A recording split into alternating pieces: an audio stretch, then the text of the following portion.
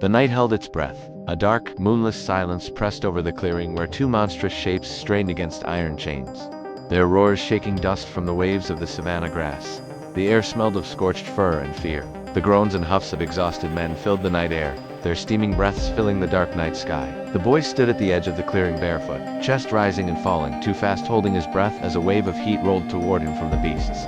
One was male, massive, powerfully muscular, with a charcoal black coat that shone like polished obsidian. His silver-white mane seemed to glow from within, shimmering each time he snarled. The other, a sleek female, paced and twisted her neck anxiously, her golden eyes scanning the shadows as if searching for someone or something.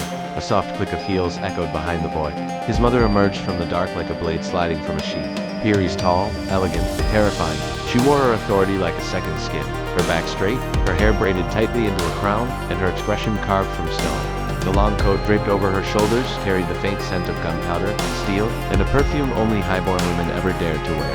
Her eyes, however sharp, calculating, unflinching, belonged to a soldier. They always had. "Do not tremble," she said, stepping beside him without looking at him. "They smell fear, and they feed on it." "I'm not afraid," he lied. Peary's allowed herself the smallest smile, half pride, half pity. "You should be." She stepped forward, the lantern in her hand illuminating the creatures. The chains holding them rattled as the male lunged, teeth clashing, heat shimmering around him like a furnace. The boy flinched. Peary's did not. "These," she said, her voice low and steady, "are not animals. They are remnants." She nodded toward the lion pair, her shadow stretching long behind her. "Long before you were born, before I was born, before your grandfather put a spear through his first beast, there were the lions of Tsavo." The boy swallowed. He had heard the stories every hunter child had, but hearing it here, in the presence of the monsters, made the tales feel too real. Those weren't ordinary lions, Peary's contended. They were men-humans twisted by the spirits that drift on the astral plane. Tricksters, devourers. She circled the chained werelians, her lantern casting flickers of gold in the female's frantic eyes. When the railroad was being built, the spirits slipped into hungry, angry men, and what rose from their skins were creatures that tasted blood and never hungered for anything else. She paused at the man. He snarled at her, flames dancing faintly in his throat. Peary's didn't blink. They killed dozens before your lineage hunted them down. But spirits never die. They wait, they watch, and sometimes, she touched the male's forehead gently, almost lovingly. Sometimes they choose a new vessel. The boy's chest tightened, so they're like the Tsavo Mephitos. "No," Peary's whispered, "they are worse." She turned to him then and reached into her coat. What she pulled out gleamed white under the lantern light, a seam double-edged. She placed it in his hands, fingers cold, touch steady.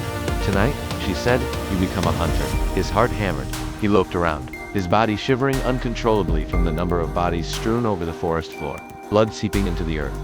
He looked back at them, the lions, the spirits. Tonight will live in his memory, the sounds of screaming men and women, the smell of thick blood dripping. He knew it would haunt him forever. "Mother, they're too strong." The male roared again, blasting another wave of heat at him. The female snarled, tugging her chains as if trying to shield her mate. Peary lifted the boy's chin with a single finger. "We do not kill for pride," she said softly. "We kill because someone must." She pointed at the creatures. "And what? Learn its weight. No, it's fear. And remember, monsters do not pity you. Do not pity you." The boy stared at the scene, then at the beasts. The female Werelianus met his gaze, eyes wide, terrified, searching. Not a monster's eyes, he thought. A prisoner's, but Peary's voice cut through his hesitation like the blade in his hand. "Strike, my son." The boy raised his team, the monsters roared, and the night swallowed the rest.